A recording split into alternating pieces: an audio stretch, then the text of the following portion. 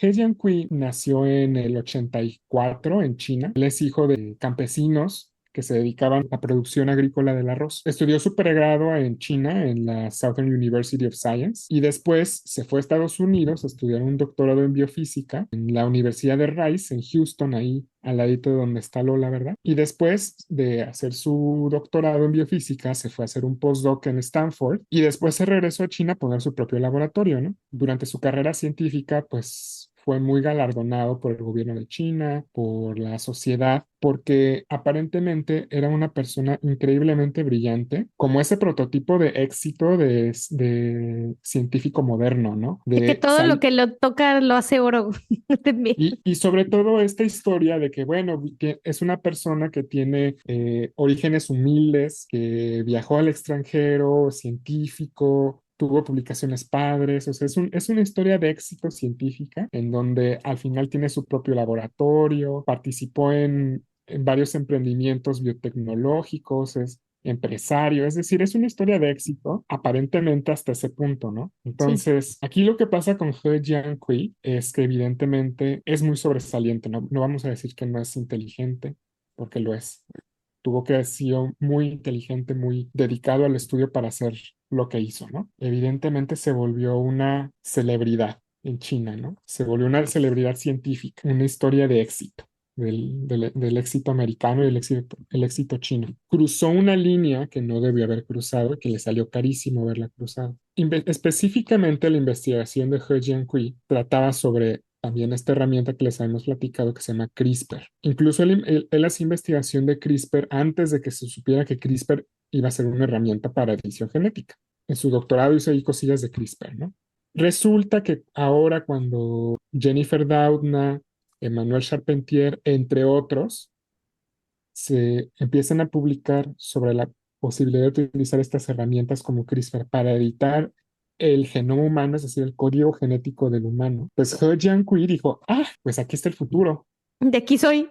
de aquí soy, de aquí soy. Entonces se brincó muchos pasos científicos de comités de ética e hizo lo peor que pudo haber hecho para la comunidad científica. Por sus tanates, así literal, por sus tanates, por él sentirse muy chingón y por esta búsqueda de fama, se atrevió a hacer edición genética en embriones humanos que fueron implantados en una mujer embarazada y esos bebés nacieron. Y él hizo todo esto por debajo del agua, es decir, Sí. no lo sometió a un comité de ética, no le preguntó a nadie, no hubo nadie, no hubo un organismo, no hubo nadie que lo detuviera a que hiciera esto. Cosas bien interesantes y tal vez esto que está mencionando Isaac, es que todo lo que nosotros hacemos con células humanas, desde células madre que son modificadas y que no tienen absolutamente nada que ver con un embrión o con un desarrollo embrionario, e inclusive experimentos en animales, tienen que pasar por comités de bioética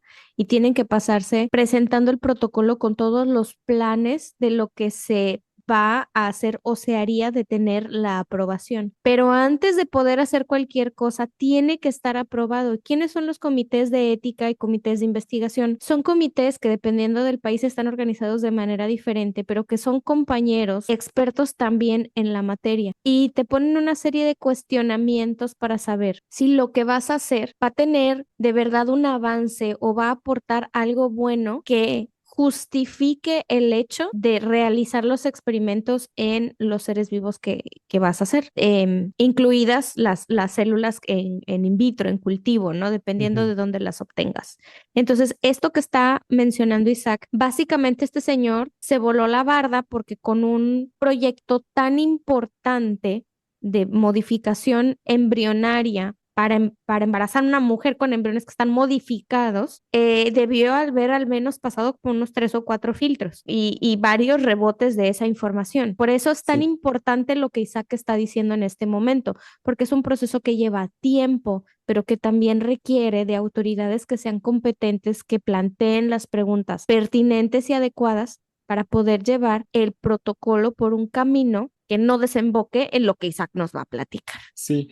Y mira, ¿y qué es lo que pasa? Obviamente este individuo no lo hizo de esta forma porque él sabía que si lo sometía a comités de ética, le iban a rechazar su proyecto, porque su proyecto no tiene una justificación, no tiene una justificación real para poderlo hacer. En sí, ¿qué es lo que hizo? Sí, esa es una buena A ver, pregunta. O sea, vamos a qué empezar. pasó? Ujú. ¿Qué es exactamente lo que hizo? ¿Qué modificó? ¿Qué hizo? Él lo que modificó es un gen que se llama CCR5. Es un gen del sistema inmunitario que tiene varias funciones con la inmunidad, pero que es importante para la infección del VIH, Ok, porque resulta que en las células del sistema ajá, inmune utilizan este CCR5. Ahí es donde el VIH se le une a la célula inmune y es por donde entra la célula inmune, ¿no? Es, digamos, la llave que abre la célula inmune para que el VIH pueda entrar e infectar. exactamente. Entonces, el VIH pues entra a la célula inmune, digamos que se apodera de la maquinaria de las células inmunes y las va destruyendo y va haciendo que produzcan más virus del VIH. Entonces Exactamente. es un ciclo vicioso en donde se van perdiendo las células inmunes y al mismo tiempo va aumentando la carga viral en las personas que tienen VIH hasta un punto crítico donde desarrollan lo que mencionó Lola, que es el SIDA, que es un estadio avanzado del VIH donde ya el problema es que como tu sistema inmune está tan debilitado por el virus, ya cualquier infección que se te cruza en el camino es muy grave. En China es un problema social súper grave, es un estigma social súper grave, les cierran las puertas del trabajo, les Sí, hacen la vida miserable tener esta enfermedad o desarrollar este síndrome. sí, Entonces, esa fue una justificación muy fuerte que él externó a Jennifer Doudna cuando lo criticaron. sí, Pero vamos, siguiendo en la línea del tiempo, no siguió ninguno de los protocolos de ética ni pero se sometió a nada. hizo todo esto bajo el agua. Hubo un congreso en Hong Kong, un congreso sobre edición genética. Es un congreso donde Jennifer Doudna y los otros personajes que se dedican a todo esto de la edición genética lo organizan para que la gente muestre sus avances, muestre sus resultados. Los congresos científicos pues son la forma en donde los científicos nos juntamos para compartir información entre nosotros, ¿no? Nos platicamos sobre los proyectos, pósters, presentaciones. Y resulta que He Jiankui tiene una presentación en este congreso. Era la segunda edición de este congreso. Y 2 días antes o sea, el fin de semana antes del mentado congreso, que le manda un correo a Jennifer Doudna y a los demás organizadores del Congreso con el título, así, los bebés nacieron, Babies born, los bebés babies born, nacieron. los bebés nacieron.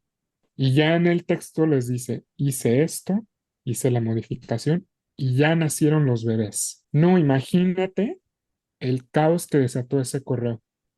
No sabía ni siquiera que estaba ese proyecto y no sabían ni siquiera que él iba a hacer esto y de repente les cae con eso. Aquí se toma la decisión de, ay, lo censuramos, no se lo permitimos, sí se lo permitimos. No, pues es que si ya nacieron ya no podemos hacer nada. Al contrario, que hable sobre lo que hizo para que podamos ponerlo sobre la mesa y nos enteremos qué es lo que hizo este güey. Pero además como que ahí tuvieron una debacle en la organización de todo esto, la Jennifer Doudna también anduvo ahí de chisme, chisme. Sí, Y el chiste es que la presentación que él tenía no tenía absolutamente nada que sí, ver con estos bebés. No tenía nada que ver con el proyecto. O sea, estaba tan debajo del agua y tan escondido, como dice Isaac, que ni siquiera los organizadores del Congreso pues le habían dado pie a que la plática que iba a dar, que pues ya de por sí era interesante porque eran trabajos de punta de lanza con tecnología de edición y todo esto, pero no se trataban de los bebés, no se ujú, el espacio que tenía. Entonces lo que hacen es que se juntan y ya sabes, de esos de que vámonos por un café, mano, hay que resolver esto y sí, agarran sus sí, sí, chales y se sí, van. Y entonces llegan y empiezan a discutir sobre que le tienen que insistir que en la plática hable de esto, que lo saque a la luz, o sea que y yo sí tengo ahí muchas dudas al respecto de qué tan bueno o qué tan malo pudo haber sido. O sea, qué hubiera pasado si no lo hubieran obligado a hablar de esto en el Congreso?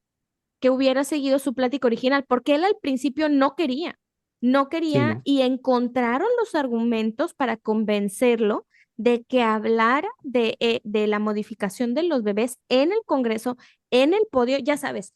En los congresos hay conferencias, hay pósters donde estamos los mortales, así Sí, chorros de sí, sí. pósters de muchos temas. Y luego hay conferencias chiquitas de 5 minutos que son así como súper rápidas, que son como para los estudiantes, algunos postdocs, estudiantes de doctorado, para que expongan y se vayan como fogueando.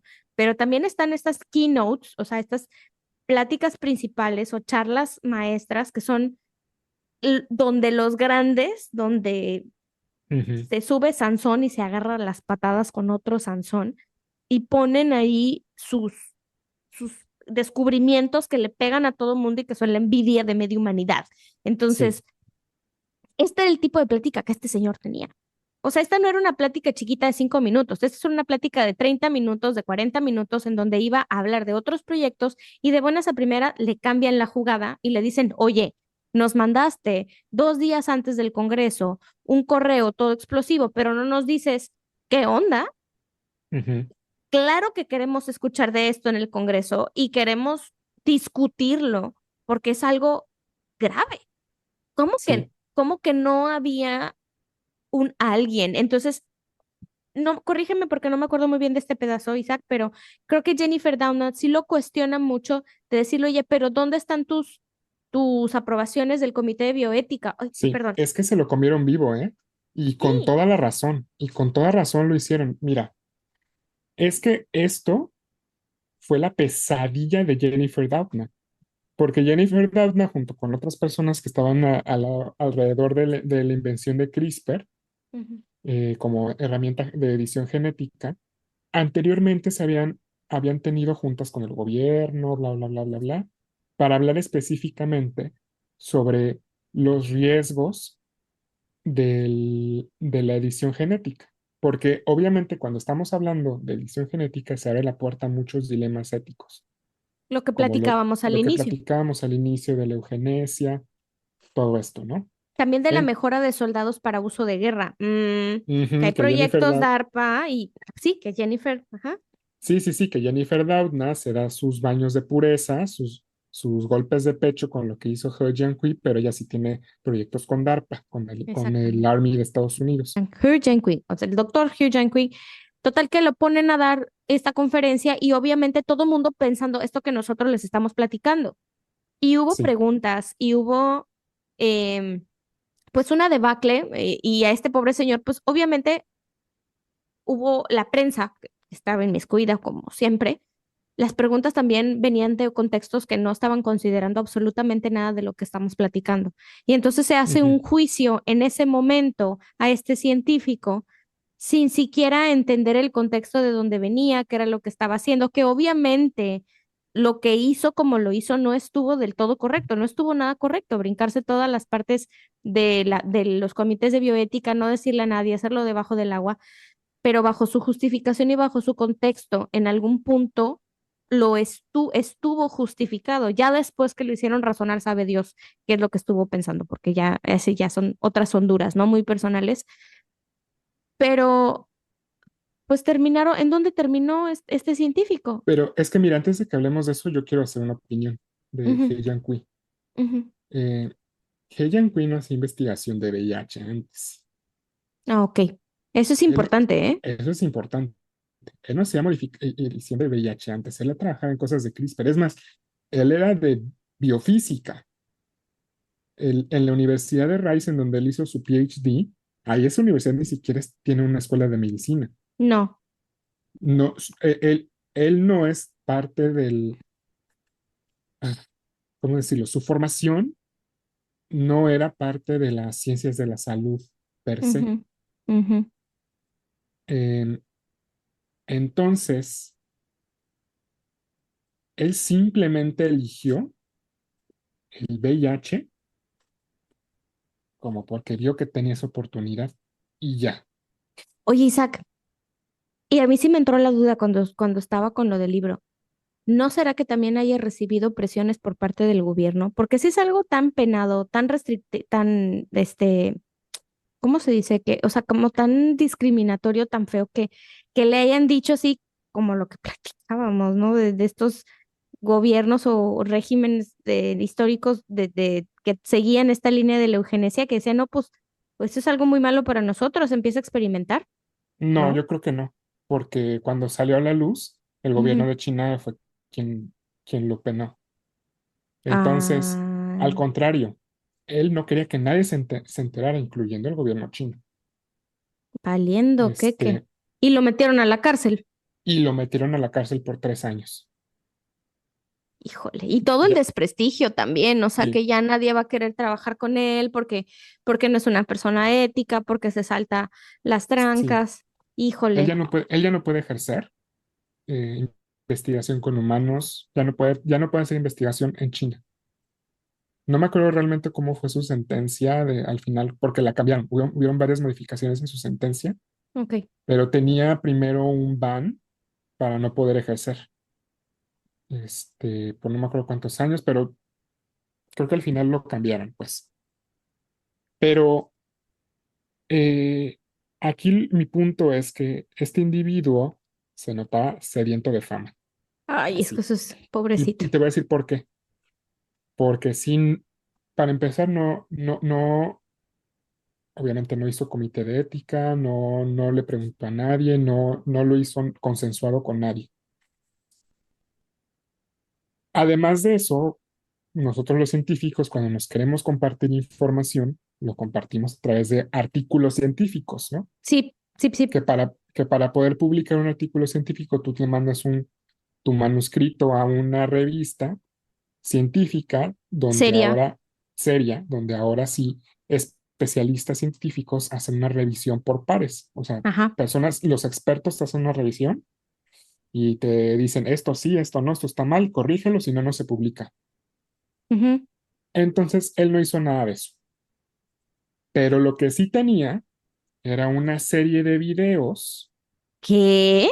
eh, pregrabados, eran como 5 o 6 videos pregrabados, listos para publicarse en YouTube, donde él, a lo mejor el video uno era sobre los males del VIH. El VIH es malo porque bla, bla, bla, bla. Video 2, la modificación genética. La modificación genética, bla, bla, bla. Video 3, o sea, él tenía ya unos videos hechos de él hablando, presentándose como un salvador a un problema de salud como lo es el VIH, y que lo subió al equivalente chino de YouTube que se llama Youku. Entonces, Me dejaste él, frita. él Me lo que dejaste quería, frita. él lo que quería era fama. Él lo que quería era reconocimiento, era volverse un héroe. Y fama Morro. Pues es que y te fijas, esto es cuidadito, como, no, no, ajá, no, cuidadito con lo que pides, porque sí. lo que pidió lo tuvo. Sí, sí, sí, Sí, pues sí fue fama, pero no fue como un héroe, güey. O sea, no, fama terminó la en la tuvo. cárcel y todo jodido.